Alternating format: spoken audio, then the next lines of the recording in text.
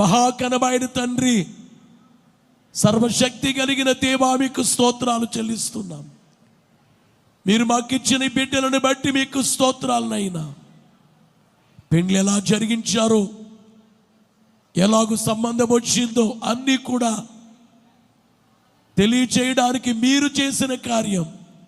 అయ్యో, నేను లేట్ చేస్తున్నానా, ఓ తండ్రిగా నేను ఫెయిల్ అవుతున్నానా, ఆలోచించట్లేదా, పెళ్లి గురించి ఆలోచించలేదా అనుకునే సమయంలో మీ కృప చూపి చక్కటి సంబంధము కొరకు మా కుటుంబానికి తగిన ఒక అల్లుడు కాదు, కుమారుడు లేగా అనోక్ రాజు గారిని ఇచ్చివేసినటువంటి దేవా, మీకు అనేకమైన స్తోత్రాలు. తండ్రి గారు యేసురాజయ్య గారు, శాంతమ్మ గారు, వారు మంచి ప్రార్థనా పరులు.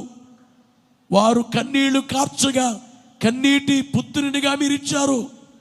అనోక్ రాజు గారిని ఈ గర్భం ఉండకూడదు, తీసేయాలి అన్నప్పుడే ఉంచాలని ప్రార్థన చేస్తే ఉంచబడినటువంటి రీతి మీరు ఇచ్చారు నాయనా.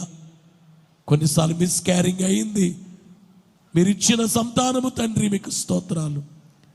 ఒకనాడు అనోక్ రాజు గారు లోకములో బ్రతుకుచ్చు, ఫ్రెండ్స్తో బ్రతుకుతుండగా, జీవిస్తుండగా అనోక్ రాజు గారు తల్లి గారు 3 ఏళ్ళు కన్నీళ్లు కాచి ప్రార్థించగా మీరు దర్శనమిచ్చి మీరు మాట్లాడినటువంటి కుమారుడు తండ్రి, మీకు స్తోత్రాలు.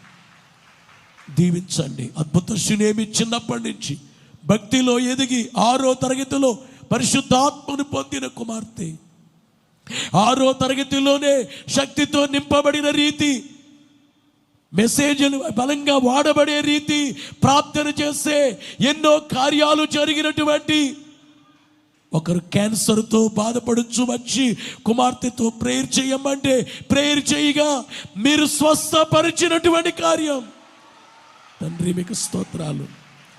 ఎన్నో కార్యాలు జరిగింపచేశారు. పెళ్లి రోజు దీవెనలు మెండుగా మీరు దయచేసి మహిమ, ఘనత, కీర్తి, ప్రభావములు పొందుము, దీవించుము.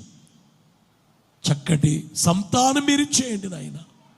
చక్కటి సంతాన భాగ్యాన్ని మీరు దయచేయమని యేసు నామములో అడుగుచున్నాం. కృప చూపండి.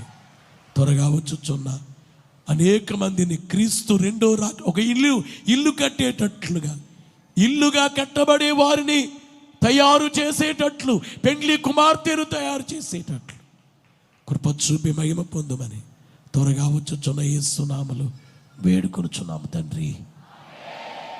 తండ్రి, కుమార, పరిశుద్ధాత్మ దీవెన మీకు తోడై ఉండి నడిపించును గాక. దివ్య దేవుడు మేము దీవించును గాక. భూమి చేసిన దేవుడు పోషించు